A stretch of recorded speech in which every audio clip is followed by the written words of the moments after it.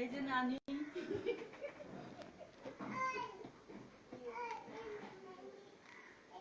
এই যে নানি এই তুই হাত দিয়ে রাখছিস কি এর মধ্যে একটা কাইটা দিমু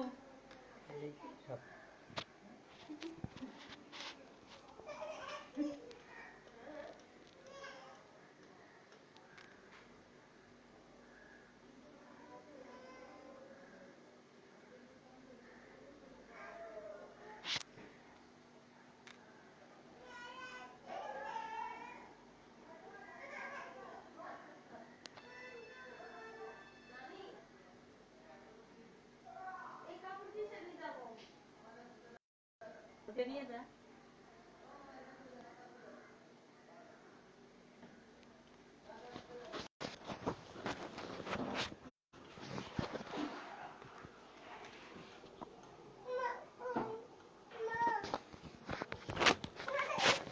ওয়ালাইকুম আসসালাম প্রিয় মাস্টার্সের শিক্ষার্থীবৃন্দ, আশা করি তোমরা সবাই ভালো আছো, সুস্থ আছো এবং নিরাপদে আছো।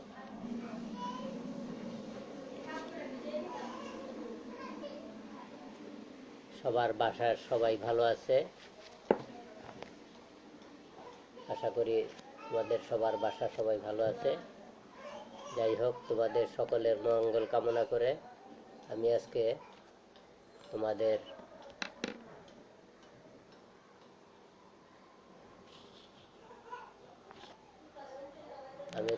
আজকে আণবিক বংশবিজ্ঞান মলিকুলার জেনেটিক্স এই পেপারে ওয়ালাইকুম আসসালাম এই পেপারের জিনোমিক্স এবং প্রোটিওমিক্স চ্যাপ্টারের গত ক্লাসে আমি জিনোমিক্স অংশটা আলোচনা করেছিলাম। আজকে প্রোটিওমিক্স অংশটা আলোচনা করব। তোমাদের আণবিক বংশগতি বিজ্ঞান তথা মলিকুলার জেনেটিক্স এইটা আমি ফলো করতেছি প্রফেসর জিতেন্দ্রনাথ রায় স্যার লিখিত কবির পাবলিকেশন প্রকাশিত আণবিক বংশগতিবিদ্যা বইটি। হ্যাঁ, আমি আল্লাহর রহমতে ভালো আছি, আশা করি তোমরাও সবাই ভালো আছো, তোমাদের বাসার সবাইকে নিয়ে সবাই ভালো আছো, নিরাপদে আছো, সুস্থ আছো। তো যাই হোক, যে কথা বলতেছিলাম, আণবিক বংশগতি বিজ্ঞান তথা মলিকুলার জেনেটিক্স এই পেপারটা আমি প্রফেসর জিতেন্দ্রনাথ রায় স্যার লিখিত কবির পাবলিকেশন প্রকাশিত বই থেকে আলোচনা করতেছি এবং এই পেপারের জিনোমিক্স এবং প্রোটিওমিক্স চ্যাপ্টারটার গত ক্লাসে তোমাদের জিনোমিক্স অংশ আলোচনা করেছি, আজকে প্রোটিওমিক্স অংশ আলোচনা করব।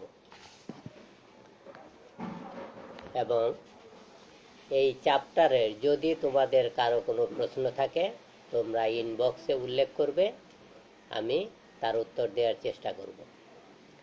যাই হোক, তাহলে আমি শুরু করি।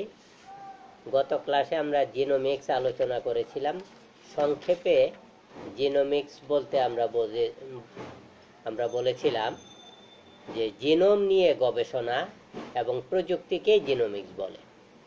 আমরা যদি জিনোমিক্সের মূল সংজ্ঞায় যাই তাহলে মূল সংজ্ঞাটা হলো জিনোম নিয়ে গবেষণা প্রযুক্তিকে জিনোমিক্স বলে। আর জিনোম আমরা বলছি যে কোনো জীবের বা জীবকোষের সমস্ত জিনকে একত্রে জিনোম বলে। তো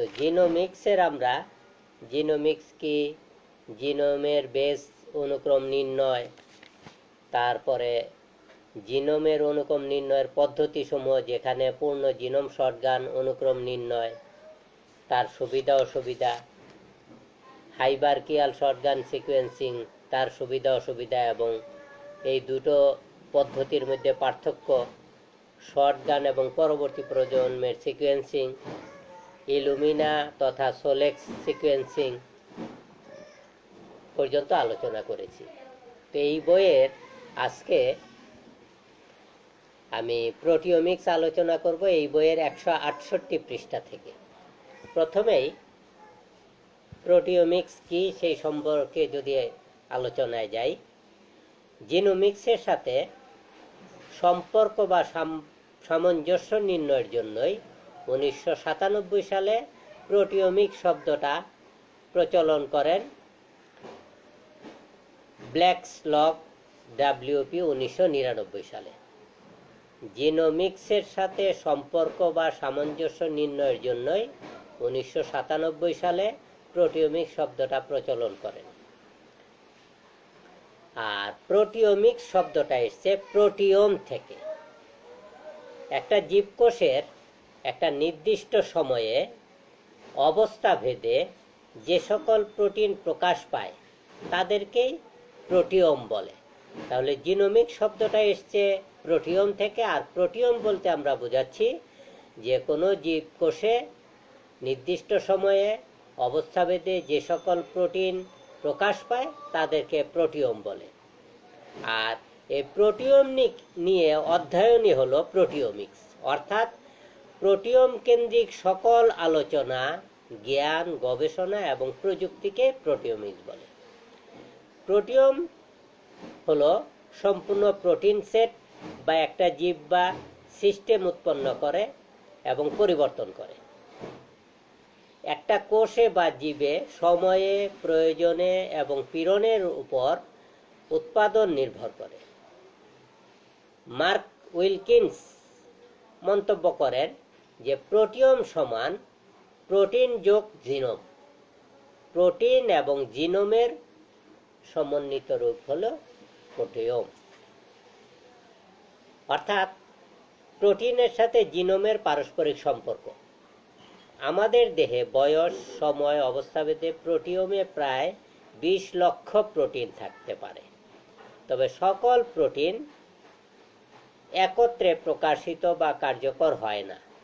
কখন কোন প্রোটিন কার্যকর হবে তা কোষ বা কলাতে এর অবস্থান, প্রয়োজন, ওয়ালাইকুম আসসালাম, পরিবেশ ইত্যাদি দ্বারা প্রভাবিত হয়। ট্রান্সলেশন বলতে আমরা এমআরএনএ থেকে প্রোটিন সংশ্লেষণের যে প্রক্রিয়া সেটাকে বলা হয় কি ট্রান্সলেশন। ট্রান্সলেশনের পরে প্রোটিনের গঠনগত নানা রকম পরিবর্তন হয় এবং কাজে বৈচিত্র্য ঘটে। জিনোমিক্স থেকে প্রোটিওমিক্সের কিছুটা পার্থক্য রয়েছে, কারণ জিনোমিক্স হলো জিনোমের গঠন, তারকে নিয়ে গবেষণা ইত্যাদি পর্যালোচনা। অপরদিকে প্রোটিওমিক্স এটাকে ব্যাপক পরিসরে বলতে গেলে প্রোটিনের গঠন, প্রকৃতি, কাজ ইত্যাদির অধ্যয়ন। প্রোটিন জীবদেহের অত্যন্ত গুরুত্বপূর্ণ শারীরবৃত্তীয় এবং বিপাকীয় উপাদান। আর প্রোটিওমিক্স একটা আন্তঃবিষয় যার প্রধান ভিত্তি হিউম্যান জিনোম প্রজেক্টের গবেষণা এবং উন্নয়ন উপর ভিত্তি করে প্রতিষ্ঠিত। প্রোটিওমিক্স হচ্ছে কি কার্যকর জিনোমিক্সের একটা উপাদান। প্রোটিওমিক্স সাধারণভাবে প্রোটিনের পরীক্ষামূলক বিশ্লেষণ বোঝালেও এতে প্রোটিনের বিশুদ্ধকরণ, মাস স্পেকট্রোফটোমেট্রি ইত্যাদি নিয়েও আলোচনা হয়। প্রোটিওমিক্স জীববিজ্ঞানের অপেক্ষাকৃত নতুন শাখা, তবে এটি অতি দ্রুত এবং এর বিকাশ ঘটছে। প্রোটিনের ব্যাপক ডাটা সেট উৎপাদন, প্রোটিনের পারস্পরিক ক্রিয়া, কাজের ধরন, প্রোটিন প্রোফাইলিং ইত্যাদিতে অনেক অগ্রগতি হয়েছে। এবার আসি আমরা প্রোটিওমিক্সের ধারা। প্রোটিওমিক্সের 3টা মূল ধারা রয়েছে। একটা হলো গঠনগত প্রোটিওমিক্স, যেখানে প্রোটিনের বিভিন্ন রকম গঠন সম্পর্কে আলোচনা করা হয়ে থাকে। দ্বিতীয় হলো প্রকাশগত প্রোটিওমিক্স, যেখানে প্রোটিনের প্রকাশ বা কাজ, সময় এবং অবস্থাভেদে পরিবর্তিত প্রকাশভঙ্গি নিয়ে আলোচনা করা হয়ে থাকে। তৃতীয় হলো আন্তঃক্রিয়া প্রোটিওমিক্স, যেখানে প্রোটিনের পারস্পরিক ক্রিয়া এবং কার্যকারিতা নিয়ে আলোচনা করা হয়। জিনোমের ডিএনএ থেকে আরএনএ এবং এই আরএনএ সহায়তা প্রোটিন সংশ্লেষিত হয়। এই সকল প্রোটিন জীবদেহের সকল বিপাকীয় কাজে সহায়তা করে। এই সকল প্রোটিন কিভাবে জীবদেহে কাজ পরিচালনা করে থাকে তা জানা খুবই প্রয়োজন। আর প্রোটিন সমূহ নিজেদের মধ্যেও ক্রিয়াশীল। জীবের বিভিন্ন রোগ দমন বা সৃষ্টিতে এই প্রোটিনের ভূমিকা রয়েছে। সুতরাং এই সকল বিষয়ে গভীর জ্ঞান লাভ রাখতে হলে প্রোটিওমিক সম্বন্ধে বিশেষ ধারণা অত্যন্ত প্রয়োজন। চিকিৎসা বিজ্ঞানে প্রোটিওমিক্সের জ্ঞান বিশেষভাবে প্রয়োজন। এক্ষেত্রে প্রোটিনের শনাক্তকরণ, পৃথকীকরণ ইত্যাদি বিষয়ে বিশেষ জ্ঞান থাকা প্রয়োজন। এবার আসি জীবকোষে প্রোটিন পৃথকীকরণ। জীবকোষ থেকে সংগৃহীত বিভিন্ন রকম প্রোটিনের মিশ্রণ থেকে প্রোটিন পৃথক করে শনাক্ত ও বিশুদ্ধ করা যায়। এর কারণ হলো প্রোটিন সমূহের বিভিন্ন প্রকার যে প্রোটিন থাকে তাদের ভৌত এবং রাসায়নিক গঠনে একটি থেকে অন্যটা পার্থক্যমণ্ডিত। এছাড়া প্রোটিনের যে গাঠনিক উপাদান তথা অ্যামাইনো অ্যাসিড তার প্রকার এবং ক্রম, তার উপ একক, তার সাইজ বা আকার, নেট চার্জ, আইসো ইলেকট্রিক পয়েন্ট, দ্রাব্যতা, তাপ সহনশীলতা ইত্যাদি বৈশিষ্ট্যেও পার্থক্য থাকে। এই সকল বৈশিষ্ট্যের জন্য প্রোটিনের মিশ্রণ থেকে প্রোটিন সমূহকে পৃথক করা যায়। প্রোটিনের মিশ্রণ থেকে প্রোটিনকে পৃথক করে বিশুদ্ধ করার জন্য অনেক পদ্ধতি বা কৌশল রয়েছে, যেমন electrophoresis, SDS page electrophoresis, ion exchange chromatography, liquid chromatography, mass spectrometry, multiple reaction monitoring, high mass resolution, computation, simulation and modelling. এই সকল পদ্ধতিগুলো অবলম্বন করা হয় প্রোটিন পৃথককরণে, বিভিন্ন ধরনের প্রোটিন পৃথককরণে।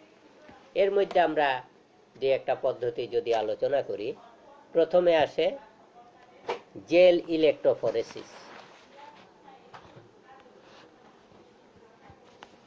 নির্দিষ্ট পিএইচ মাত্রায় একটা তড়িৎ ফিল্ড এর মধ্য দিয়ে আয়ন বা চার্জযুক্ত অণুর স্থানান্তর প্রক্রিয়াকে ইলেকট্রোফরেসিস বলে। তাহলে ইলেকট্রোফরেসিস হলো একটা নির্দিষ্ট পিএইচ মাত্রায় একটা নির্দিষ্ট তড়িৎ ক্ষেত্রে তথা ফিল্ডে আয়ন বা চার্জযুক্ত অণুর স্থানান্তর প্রক্রিয়াই হলো ইলেকট্রোফরেসিস। এ.ডব্লিউ.কে টেসলিয়াস 1937 সালে এই পদ্ধতি প্রথম আবিষ্কার করেন, যার ফলশ্রুতিতে তিনি 1948 সালে নোবেল পুরস্কারও লাভ করেন। এই পদ্ধতিটি বায়োকেমিস্ট্রি এবং মলিকিউলার বায়োলজিতে বিশেষভাবে ব্যবহার হয়ে থাকে। জেল ইলেকট্রোফরেসিস হচ্ছে, তাহলে ইলেকট্রোফরেসিস কি আমরা জানলাম। এবার জেল ইলেকট্রোফরেসিস হলো যেখানে জেল বা ম্যাট্রিক্সের মধ্যে তড়িৎ ফিল্ড সৃষ্টি করে বৃহদাণু, বিশেষ করে প্রোটিন এবং নিউক্লিক অ্যাসিড পৃথক করা হয়। তাহলে ইলেকট্রোফরেসিস বলতে আমরা বুঝলাম নির্দিষ্ট পিএইচ মাত্রায় একটা তড়িৎ ক্ষেত্রের মধ্য দিয়ে আয়ন বা চার্জযুক্ত অণুর স্থানান্তর প্রক্রিয়া। অপরদিকে জেল ইলেকট্রোফরেসিস হলো জেল বা ম্যাট্রিক্সের মধ্যে তড়িৎ ক্ষেত্রে সৃষ্টি করে বৃহদাণু যেমন প্রোটিন ও নিউক্লিক অ্যাসিড পৃথক করা হয়। জেল ইলেকট্রোফরেসিসের কিছু নীতিমালা রয়েছে। নীতিমালাগুলো হলো, এই প্রক্রিয়ায় বিভিন্ন আকার এবং চার্জযুক্ত বৃহদাণু যেমন প্রোটিন, ডিএনএ বা ম্যাট্রিক্সের মধ্যে তড়িৎ প্রবাহ চালিয়ে ইলেকট্রিক ফিল্ড সৃষ্টির মাধ্যমে পৃথক করা যায়। যখন চার্জযুক্ত অণু ইলেকট্রিক ফিল্ডে স্থাপন করা হয় তখন তাদের চার্জ অনুসারে ধনাত্মক মেরু অথবা ঋণাত্মক মেরুর দিকে ধাবিত হয়। প্রোটিন উভধর্মী, তাই নেট চার্জের বিপরীত গমন করে।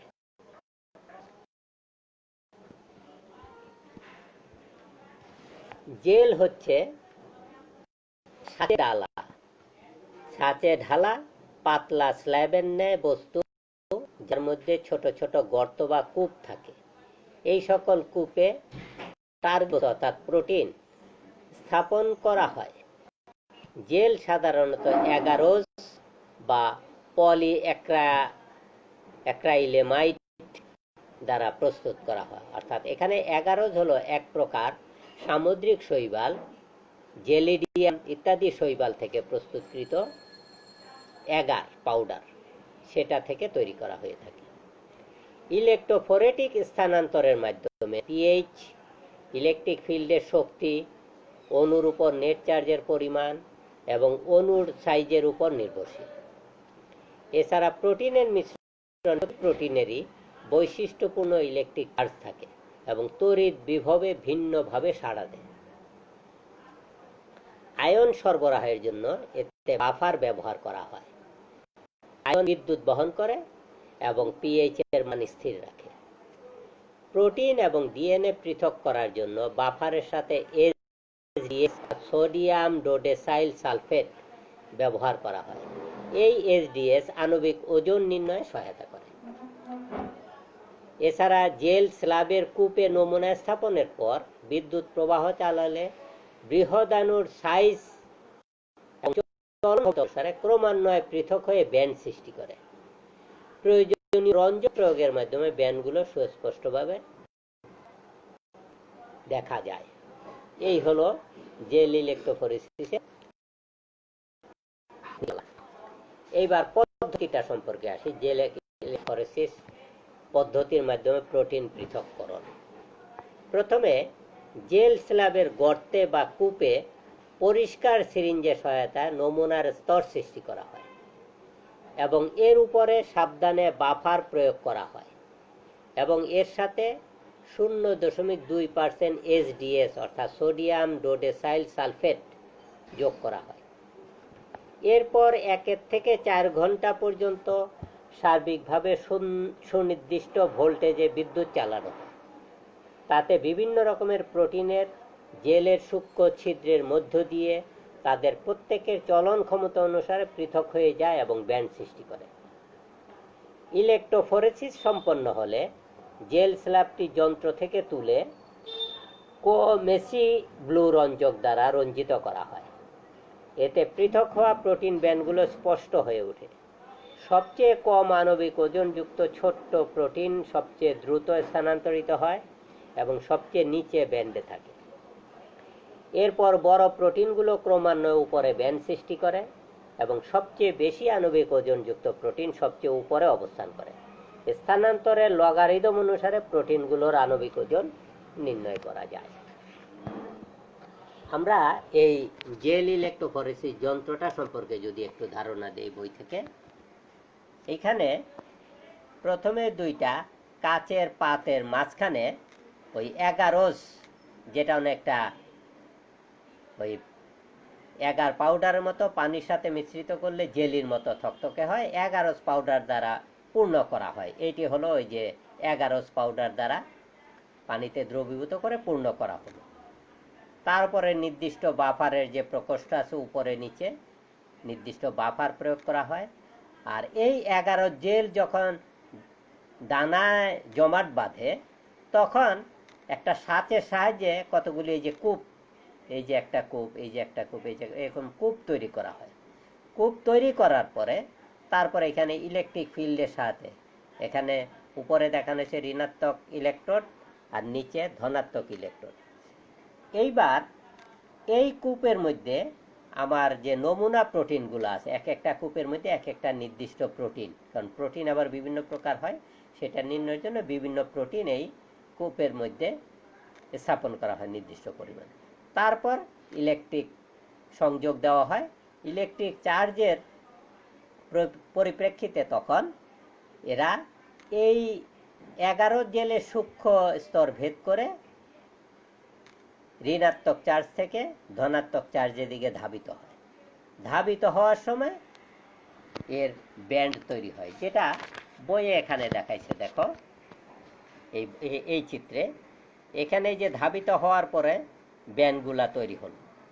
আচ্ছা, তৈরি হওয়ার পরে আমরা বলেছি যেই প্রোটিনের আণবিক ওজন সবচেয়ে কম সে দ্রুত ধাবিত হয় এবং সবের নিচে তার ব্যান্ড তৈরি করে। এই যে নিচে ব্যান্ডের মতো দেখা যাচ্ছে, এটা হলো সবচেয়ে কম আণবিক ওজন বিশিষ্ট প্রোটিন, দ্রুত ধাবিত হয় এবং নিচে ব্যান্ড তৈরি করছে।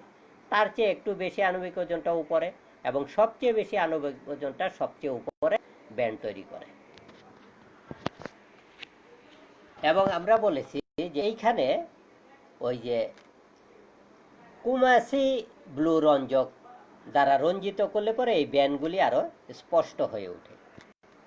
তো সংক্ষেপে এই ছিল জেল ইলেক্ট্রোফরেসিসের মাধ্যমে প্রোটিন পৃথকীকরণের প্রক্রিয়া।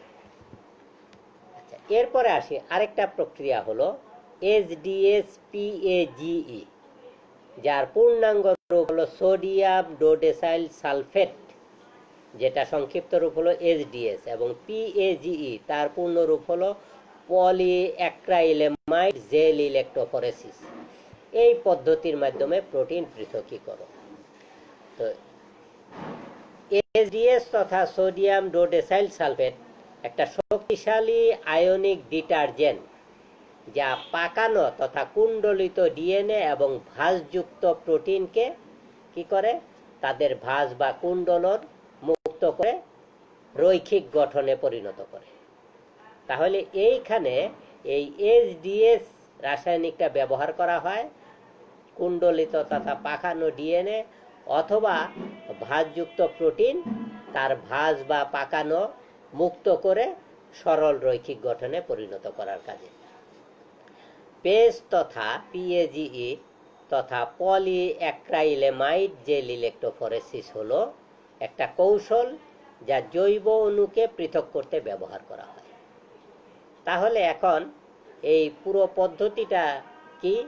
এটা হলো যে প্রক্রিয়ায় HDS এর সহায়তায় PAGE প্রক্রিয়ায় জটিল ভাঁজযুক্ত মূল প্রোটিন এবং ডিএনএ কে বিকল করে তথা তাদের ভাঁজ বা কুণ্ডলন পৃথক করে সরল রৈখিক অবস্থায় পরিণত করে পৃথক করা হয় এবং বিশ্লেষণ করা হয়, তাকে বলা হয় HDS-PAGE। প্রোটিন, নিউক্লিক অ্যাসিড ইত্যাদি জটিল বৃহদাণু পৃথক করার জন্য এটা একটা গুরুত্বপূর্ণ প্রক্রিয়া। যেই প্রক্রিয়াটা biochemistry, molecular biology, genetics, biotechnology, forensic ইত্যাদি বিষয়ে ব্যবহার করা হয়ে থাকে। HDS পেজ PAGE এর নীতিমালার গুলো হলো এই প্রক্রিয়ায় বৃহদাণুর আদি ও কার্যকর উচ্চক্রমিক গঠন বজায় রেখে অথবা পরিবর্তন বা বিকলন ঘটিয়ে রৈখিক চেইনে এনে চলন পরীক্ষা করা হয় এবং পৃথক করা হয়। জেল এর মধ্য দিয়ে তড়িৎ প্রবাহ চালিয়ে ইলেকট্রিক ফিল্ড তৈরির মাধ্যমে বৃহদাণুর সঞ্চালন ও স্থানান্তর ঘটানো হয়। বৃহদাণুর এরূপ সঞ্চালন এর দৈর্ঘ্য, গঠন এবং চার্জ অনুপাত এর উপর নির্ভরশীল। প্রোটিন, নিউক্লিক অ্যাসিড এবং এইরূপ কিছু বৃহদাণুর ক্ষেত্রে এই প্রক্রিয়া ব্যবহার করা হয়। সোডিয়াম ডোডেসাইল সালফেট নামক শক্তিশালী আয়নিক ডিটারজেন্ট প্রোটিনের সেকেন্ডারি, টারশিয়ারি এবং কোয়াটারনারি গঠন এবং ভাঁজকে বিকলিত করে রৈখিক পলিপেপটাইড গঠনে পরিবর্তন করে এবং নেগেটিভ চার্জযুক্ত করতে ব্যবহার হয়। HDS এর এম্পোরিক্যাল ফর্মুলা হলো C2H25 সোডিয়াম তথা Na, অক্সিজেন O4 সালফার। ইলেক্ট্রোফরেসিসের পূর্বে বা ওই সময়ে HDS প্রয়োগ করা হয় যাতে প্রোটিন বিকলিত হয়ে একই রকম নেগেটিভ চার্জযুক্ত রৈখিক পলিপেপটাইডে পরিণত হয়। পলিপেপটাইডের সাথে HDS যুক্ত হয়। 1.4 গ্রাম HDS 1 গ্রাম প্রোটিনের সাথে যুক্ত হয়। যে সকল প্রোটিনের অধিক হাইড্রোফোবিক অংশ থাকে, যেমন মেমব্রেন প্রোটিন, তাদেরকে এই প্রক্রিয়ায় পৃথক করা কিছুটা কষ্টকর। আরেকটা নীতিমালা হলো জেল ম্যাট্রিক্সের ক্ষেত্রে পলিঅ্যাক্রাইলেমাইড দ্বারা প্রস্তুত করা হয়, যেটা অ্যাক্রাইলেমাইডের পলিমার। এটাকে 3.5 থেকে 20% ঘনত্বে ব্যবহার করা হয়। অ্যাক্রাইলেমাইড মনোমার দ্রবণকে দুটি কাচের শীটে, আমরা এর আগে ওই ছবিতে দেখাইছি, দুইটা কাচের শীটের মাঝখানে সাবধানে ঢেলে স্যান্ডউইচের ন্যায় জেল ম্যাট্রিক্স তৈরি করা হয়। এতে ক্রস লিঙ্কড চেইনযুক্ত অর্ধতরল জেলের স্ল্যাব তৈরি হয়। পলিক্রাইলেমাইটের ঘনত্ব পরিবর্তন করে জেলের ছিদ্র বড় বা ছোট করা যায়। এই জেলের বিশ্লিষ্টকরণ ক্ষমতা উচ্চ, ক্ষুদ্র প্রোটিন এবং পলিপেপটাইডও এর মাধ্যমে পৃথক করা যায়। আর জেলের ছিদ্র এবং ইলেকট্রিক ফিল্ডের শক্তি পরিচালনকে প্রভাবিত করে। নমুনার প্রকৃতি এবং পরীক্ষার উদ্দেশ্যের উপর ভিত্তি করে বিভিন্ন রকম বাফার পদ্ধতি ব্যবহার করা হয়।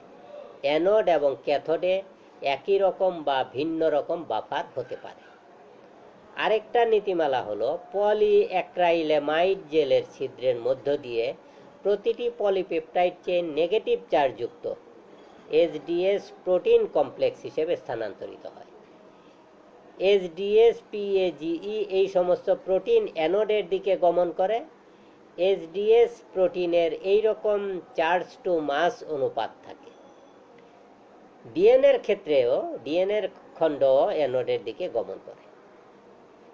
পিএজিই এর সময় এইচডিএস প্রোটিনের স্থানান্তর হার এর আণবিক ওজনের দ্বারা কার্যকরভাবে নির্ণীত হয় এবং এইচডিএস এবং মার্কেপ্টোইথানল আণবিক ওজন নির্ণয়ে সহায়তা করে। আমরা এর আগে এই ছবিটা দেখিয়েছিলাম।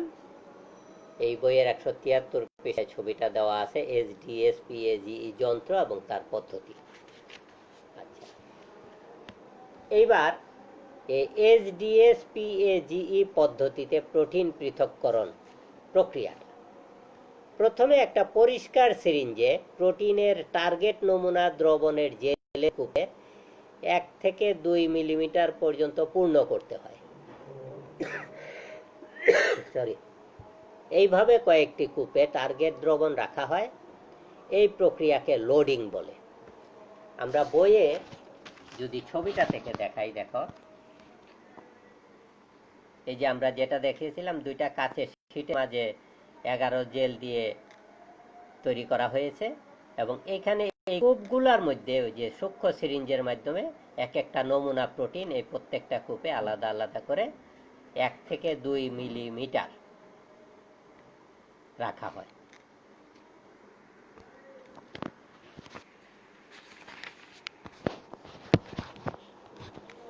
বাফার প্রকোষ্ঠে প্রয়োজনীয় বাফার দ্রবণ রাখা হয়। এরপর সঠিকভাবে ইলেকট্রিক সংযোগ দিয়ে নির্দিষ্ট সময় পর্যন্ত নিরবচ্ছিন্নভাবে 30 মিলি অ্যাম্পিয়ার প্রয়োগ করা হয়। ট্রাকার রং 1 সেন্টিমিটার উপরে থাকতে ইলেকট্রোফোরেসিস বন্ধ করতে হবে। বাফার প্রকোষ্ঠ থেকে জেলকে বের করে স্ক্রু এবং গ্লাস প্লেট স্যান্ডউইচ সরিয়ে নিতে হবে। এরপর জেলকে কোমেসি ব্লু স্টেইনে নিমজ্জিত করে 1 ঘন্টা অপেক্ষা করতে হবে। তারপরে বিরঞ্জক দ্রবণে কয়েক মিনিট ধৌত করে, অর্থাৎ ওই যে কোমেসি ব্লু যে রঞ্জকটা আমরা ব্যবহার করেছি সেটার অতিরিক্ত রঞ্জকটা ধৌত করে ব্যান্ডকে স্পষ্ট করা হয়ে থাকে। তারপর আণবিক ওয়েট মার্কারের সাথে তুলনা করে প্রোটিনের আণবিক ওজন নির্ণয় করতে হবে। এখন যে ব্যান্ডগুলা তৈরি হয়, বইয়ে ছবি কিছু নমুনা দেখিয়েছে, দেখো আমরা যখন ব্যান্ড ছবি নিব তখন এই যে এরকম ব্যান্ড তৈরি হবে। সবচেয়ে কম আণবিক ওজন বিশিষ্ট, সবচেয়ে কম আণবিক প্রোটিন, যেটা আমরা এর আগে পদ্ধতির মধ্যে বলেছি, এরা দ্রুত গতিতে ধাবিত হয় এবং সবচেয়ে নিচে ব্যান্ড তৈরি করে। তার চেয়ে একটু বেশি উপরে, এর চেয়ে একটু বেশি, এবং সবচেয়ে বেশি আণবিক ওজন বিশিষ্ট প্রোটিন সবচেয়ে উপরে ব্যান্ড তৈরি করে।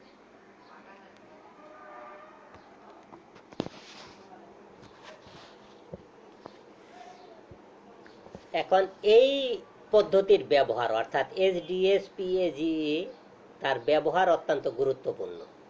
প্রোটিন পৃথককরণ, বিশুদ্ধকরণ এবং এর আণবিক ওজন নির্ণয় করতে এই প্রক্রিয়া ব্যবহার হয়। ডিএনএ এবং আরএনএর পৃথককরণ, আণবিক ওজন নির্ণয়ে এই প্রক্রিয়া ব্যবহার হয়ে থাকে। পিসিআর পিসিআর যার পূর্ণরূপ হলো polymerase chain reaction. PCR DNA sequence নির্ণয় ইত্যাদি কাজেও এই প্রক্রিয়ার সহায়তা নেওয়া হয়। Biochemistry, molecular biology, microbiology, genetics, biotechnology, forensic ইত্যাদি অনেক বিষয়ে এই প্রক্রিয়ার সহায়তা নেওয়া হয়ে থাকে। এরপর আরেকটা পদ্ধতি হলো ত্রিমাত্রিক জেল ইলেকট্রোফরেসিস। এখানে জেল ইলেকট্রোফরেসিস এবং এসডিএস-পিএজি এর সমন্বয়ে ত্রিমাত্রিক জেল ইলেকট্রোফরেসিস প্রক্রিয়ায় আরো ভালোভাবে প্রোটিন পৃথক করা যায়। যে দুইটা প্রক্রিয়া আমরা এতক্ষণ আলোচনা করলাম। তারপরে আরেকটা প্রক্রিয়া হলো আয়ন এক্সচেঞ্জ ক্রোমাটোগ্রাফি প্রক্রিয়ার মাধ্যমে প্রোটিন পৃথককরণ। যেই ক্রোমাটোগ্রাফি প্রক্রিয়ার মাধ্যমে আয়ন এবং পোলার অণুসমূহ বা যৌগসমূহ পৃথক করা যায় তাকেই বলা আয়ন এক্সচেঞ্জ ক্রোমাটোগ্রাফি। এটা একটা জনপ্রিয় পদ্ধতি। এর মাধ্যমে অ্যামাইনো অ্যাসিড, প্রোটিন, জৈব অ্যাসিড ইত্যাদি সঠিকভাবে পৃথক করা হয়। প্রোটিন পৃথককরণ এবং বিশুদ্ধকরণের জন্য রেজিন কলামের পরিবর্তে সেলুলোজ উপজাত কার্বক্সিমিথাইল সেলুলোজ এবং ডাইমিথাইল অ্যামাইনো ইথাইল সেলুলোজ ব্যবহার করা হয়। এর কারণ হলো এর উচ্চ শোষণ ক্ষমতা রয়েছে। বিভিন্ন প্রোটিনের মিশ্রণ কাচের বুরেটের ন্যায় টিউবের সেলুলোজ উপজাতের কলামের মধ্য দিয়ে চালনা করা হয়। এতে বিভিন্ন পিএইচ মাত্রায় ক্রমান্বয়ে লবণের ঘনত্ব এবং বাফার দ্রবণ প্রয়োগ করা হয়। ফলে প্রোটিন সমূহ তাদের আণবিক গঠন, নেট চার্জ এবং পার্শ্ব গ্রুপ ইত্যাদি অনুসারে পৃথক পৃথক সময় অন্তর কলাম থেকে বের হয়ে আসে এবং সংগ্রহ করা হয়। এই প্রক্রিয়াটা বইয়ে একটা রেখাচিত্রে দেখানো হয়েছে। দেখো, এই যে এখানে নির্দিষ্ট টেস্ট টিউবে নির্দিষ্ট প্রোটিন দিয়ে নির্দিষ্ট সময় পরে এই প্রোটিনটা বের হয়ে আসে। তার উপর ভিত্তি করে ভিন্ন ভিন্ন প্রোটিন চিহ্নিত করা হয়ে থাকে। এই ছিল মোটামুটি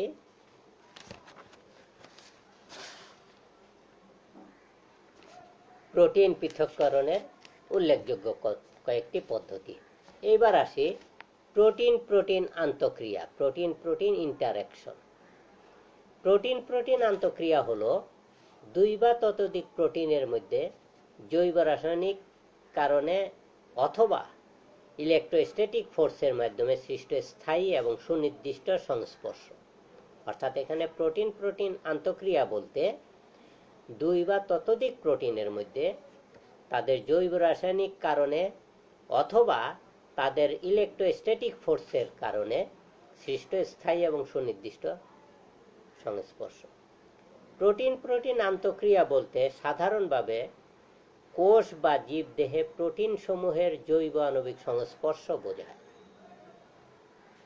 একটি কোষের মধ্যে জৈব আণবিক মেশিন দ্বারা বহু রকমের জৈব পদ্ধতি ক্রিয়াশীল। জৈব আণবিক মেশিন বলতে জীবদেহে যে বিভিন্ন জৈব রাসায়নিক প্রক্রিয়া সংগঠন প্রক্রিয়া, সেটাই হলো জৈব রাসায়নিক মেশিন।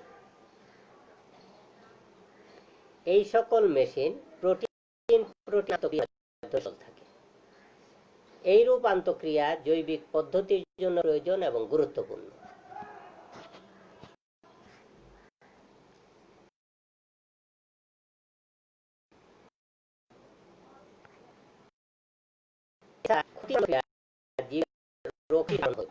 যেমন আলজেমিয়া, ক্যান্সার ইত্যাদি।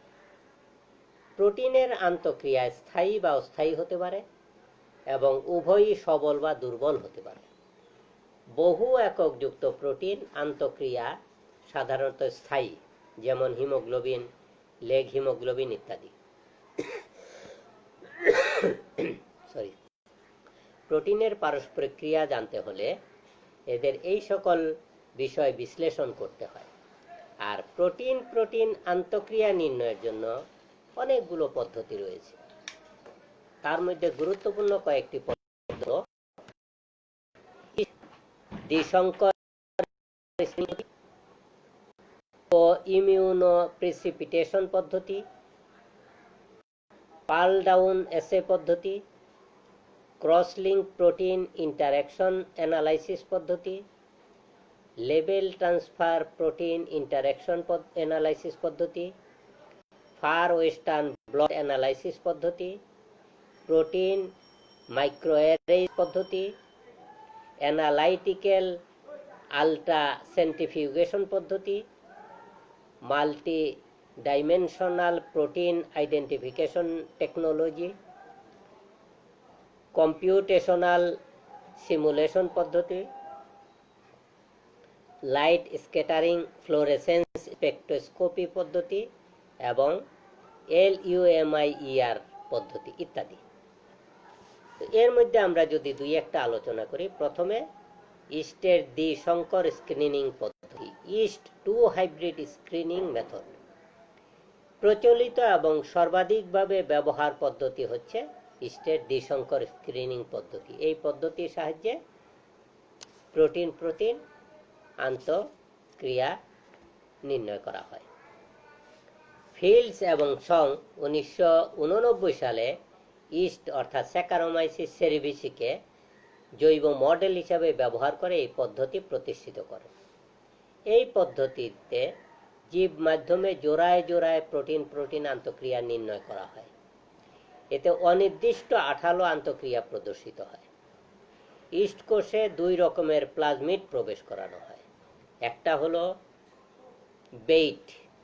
পরীক্ষণীয় প্রোটিনকে ইস্টের ডিএনএ বাইন্ডিং অঞ্চলে ট্রান্সক্রিপশন ফ্যাক্টর GAL4 এর কাছে আবদ্ধ করা হয়। আরেকটা হলো প্রে, ডিএনএ খণ্ডের লাইব্রেরি যা ডোমেনের সাথে সংযুক্ত থাকে। যেখানে আমরা চিত্রে দেখাবো, বেইট এবং প্রে প্রোটিন পরস্পর ক্রিয়া করে একটা কার্যকর ট্রান্সক্রিপশন ফ্যাক্টর সৃষ্টি না করা পর্যন্ত রিপোর্টার জিনের ট্রান্সক্রিপশন ঘটে না এবং উৎপাদ সৃষ্টি হয় না। সুতরাং রিপোর্টার জিনের প্রকাশের মাধ্যমে উৎপাদিত বস্তুর উপস্থিতির দ্বারা প্রোটিন প্রোটিন আন্তঃক্রিয়া বোঝা যায়। এই পদ্ধতির বহুল ব্যবহার থাকলেও এর কিছু সীমাবদ্ধতাও রয়েছে। যেমন, এক্ষেত্রে শুধুমাত্র ইস্ট কোষ ব্যবহার হয়, আন্তঃক্রিয়ার সংখ্যা সাধারণত কম এবং বাইন্ডিং শাটলড। যেটা বইয়ে এখানে চিত্রে দেখানো হয়েছে, দেখো, আমরা যদি বইয়ের চিত্রটায় যাই, আমরা যে দুইটা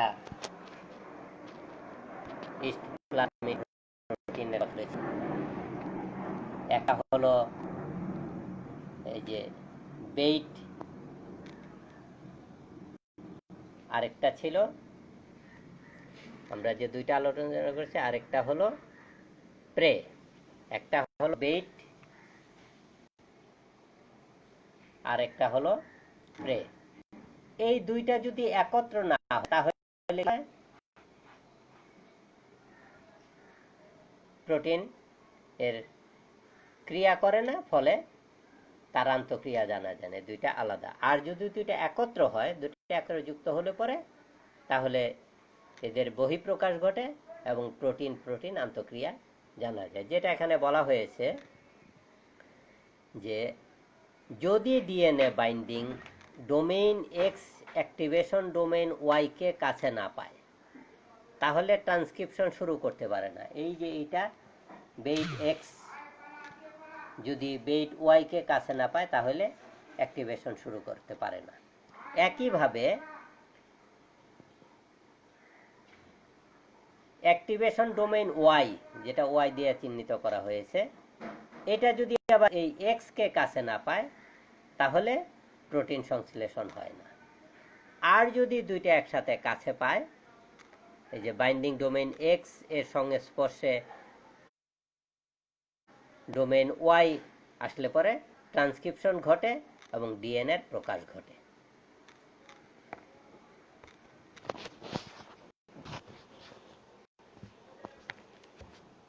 আরেকটা পদ্ধতি হলো কো-ইমিউনোপ্রেসিপিটেশন পদ্ধতি। প্রোটিন জীবকোষের কাজের ঘোড়া। এরা আলাদা ভাবে বা আন্তঃক্রিয়ার মাধ্যমে অধিকাংশ জৈব প্রক্রিয়া, যেমন কোষীয় বৃদ্ধি, পুষ্টি শোষণ, আন্তঃকোষীয় যোগাযোগ, সার্বিক বিপাকীয় কার্যাবলী ইত্যাদিতে সহায়তা করে থাকে।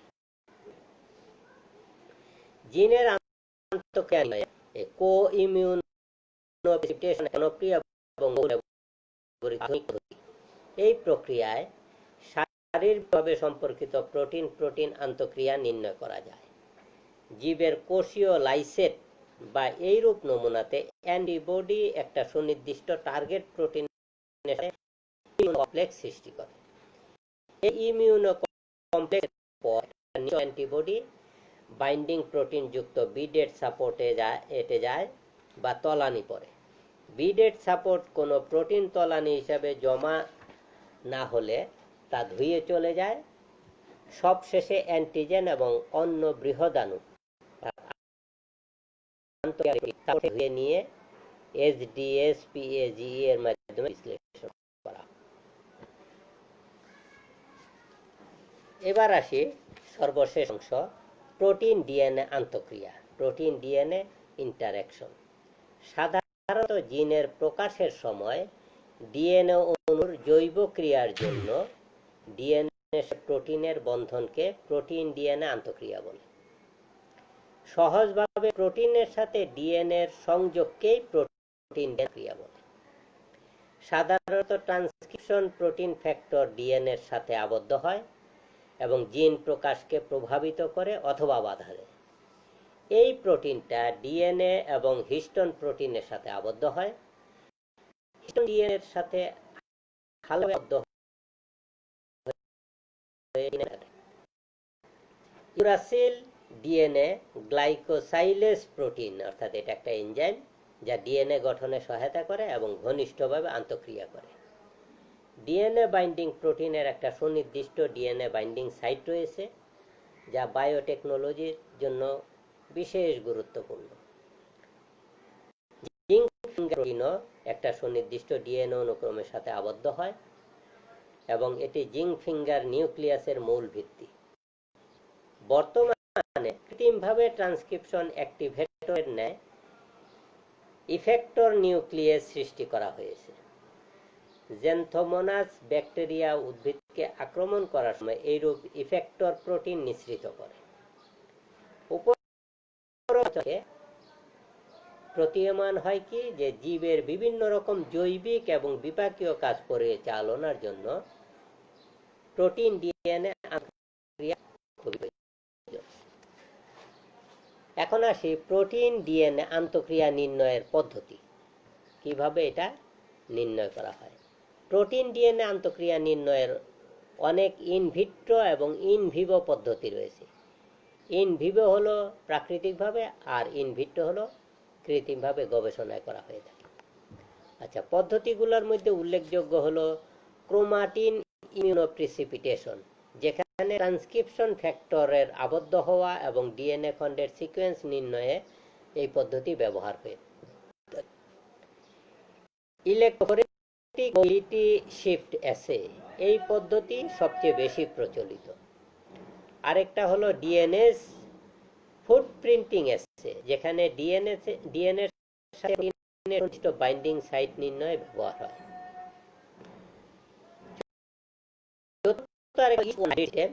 যেখানে ডিএনএ নির্দিষ্ট খণ্ডের সাথে কোন প্রোটিন যুক্ত হয় তা নির্ণয় করা হয়।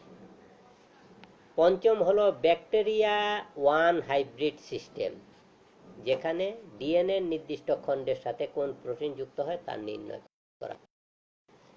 ষষ্ঠ আরেকটা পদ্ধতি হলো structure determination using X-ray crystallography. এই পদ্ধতিতে কিভাবে প্রোটিন ডিএনএ আন্তঃক্রিয়া বিস্তারিতভাবে প্রদর্শন করে সেটা নির্ণয় করা হয়ে থাকে। এইবার পদ্ধতির মধ্যে খুব সংক্ষেপে দুইটা পদ্ধতি আলোচনা করব। একটা হলো ক্রোমাটিন ইমিউনোপ্রিসিপিটেশন। এই পদ্ধতিটা আধুনিক এবং উন্নত পদ্ধতি, যেখানে হিস্টোনের পরিবর্তে অথবা ট্রান্সক্রিপশন ফ্যাক্টর ডিএনএ বাইন্ডিং আন্তঃক্রিয়ার মাধ্যমে এই পদ্ধতিতে ট্রান্সক্রিপশনাল রেগুলেশন মনিটর। এই প্রক্রিয়ার মাধ্যমে জীবিত কোষের প্রোটিন ডিএনএ আন্তঃক্রিয়া বিশ্লেষণ করা যায়। এই জন্য জীবিত কোষে ফর্মালডিহাইড অথবা অন্য কোনো ক্রস লিঙ্কিং রিয়েজেন্ট প্রয়োগ করা হয়, যাতে ডাউনস্ট্রিম বিশুদ্ধকরণ এবং শনাক্তকরণের জন্য আন্তঃক্রিয়া স্থায়ী হয়। ক্রোমাটিন ইমিউনোপ্রিসিপিটেশন অ্যাসের জন্য টার্গেট প্রোটিন এবং ডিএনএ সিকোয়েন্স সম্বন্ধে গবেষকদের ধারণা থাকার প্রয়োজন রয়েছে। টার্গেট প্রোটিনের জন্য একটা অ্যান্টিবডি এবং টার্গেট ডিএনএ সিকোয়েন্সের পিসিআর প্রাইমার প্রয়োজন।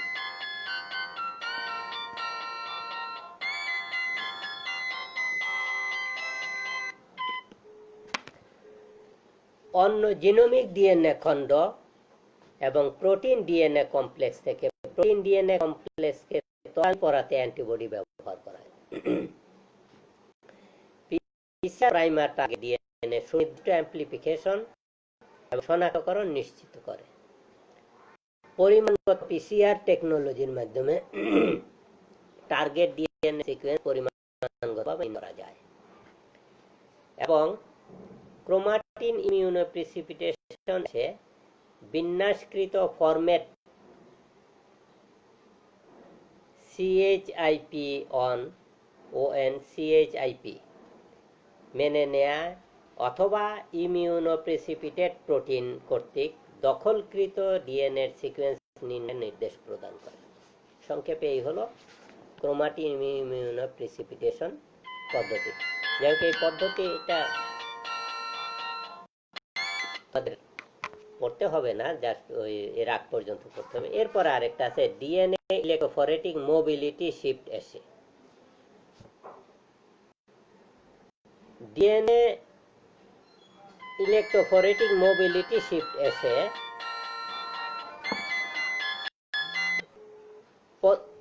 যেটাকে সংক্ষেপে বলা হয় ইএমএস পদ্ধতি, এর মাধ্যমে প্রোটিন এবং ডিএনএ অলিগোনিউক্লিওটাইড প্রোবের আবদ্ধতা গঠনের জন্য ব্যবহার হয়। ক্রিয়া সুনির্দিষ্টতা পরিমাপ করা হয় যখন স্বাভাবিক পলিঅ্যাক্রাইলেমাইড বা 11 জেলে ইলেক্ট্রোফরেসিস করা হয়, তখন প্রোটিন ডিএনএ কমপ্লেক্স সমূহ ডিএনএর চেয়ে ধীর গতিতে চলে। এই নীতির ভিত্তিতে পদ্ধতি প্রতিষ্ঠিত। প্রোটিনে ডিএনএ আবদ্ধ হলে গতির হার কমে যায়, পরিবর্তিত হয় বলে এই পদ্ধতিকে জেল শিফট করা হয়। আরো বড় আকারে কমপ্লেক্স উৎপন্ন হয় এবং গতির হার আরো কমে যায়।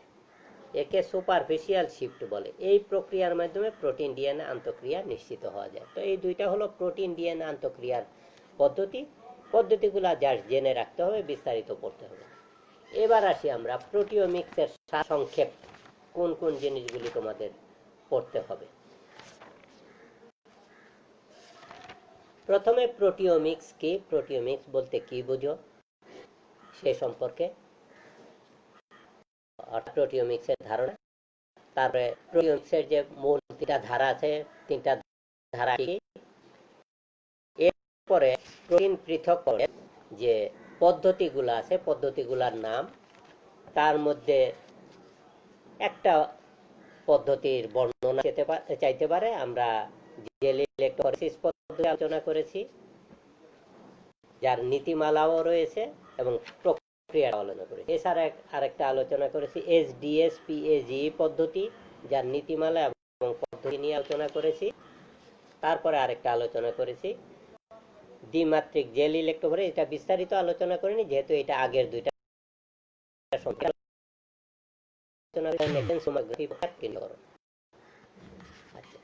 এরপরে আলোচনা করেছি প্রোটিন আন্তঃক্রিয়া কি এবং এই আন্তঃক্রিয়া নির্ণয়ের পদ্ধতি সময়ের নাম উল্লেখ করেছি। তার মধ্যে দুইটা পদ্ধতি আমরা আলোচনা করেছি, একটা হলো ইস্টের দ্বিসংকর পদ্ধতি, আরেকটা হলো কো-ইমিউনোপ্রিসিপিটেশন পদ্ধতি। দুইটার যে কোনো একটা পরীক্ষা চাইতে পারে।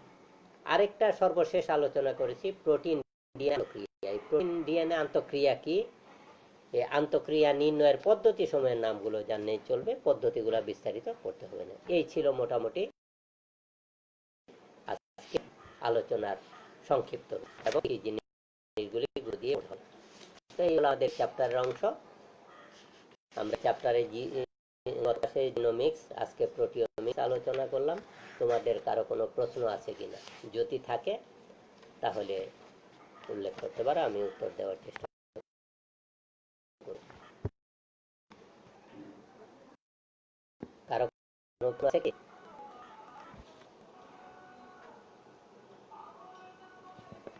যদি না থাকে তাহলে আমি আজকে এখানে সমাপ্তি টানি। তোমরা এই চ্যাপ্টার আরেকটু ভালো মতো পড়ো। যদি কোনো সমস্যা থাকে আগামী ক্লাসে আবার দরকার হয় সেই প্রশ্ন করবে, উত্তর দিব। আজকে তাহলে এখানেই সমাপ্তি। সবাইকে আবার সকলের সঙ্গীন মঙ্গল কামনা করে তোমরা নিরাপদে থাকো, সুস্থ থাকো, স্বাস্থ্যবিধি মেনে এই আহ্বান জানিয়ে সবাইকে ধন্যবাদ জানিয়ে সমাপ্তি করছি। ধন্যবাদ সবাইকে।